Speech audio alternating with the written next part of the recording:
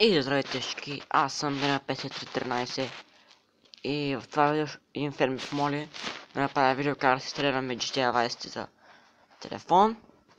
Влезете в Google Chrome, пишете GTA Vice City, download up to ID, бърках. GTA Vice.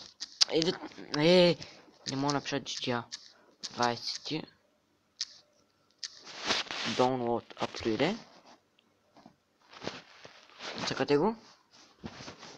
След това цъкате първото. Install. Чакай, така ли беше? Да, Install. След това то ще ви изтегля UpToID. Влизате в UpToID. Вижте Install отказ. След това... Да, да е.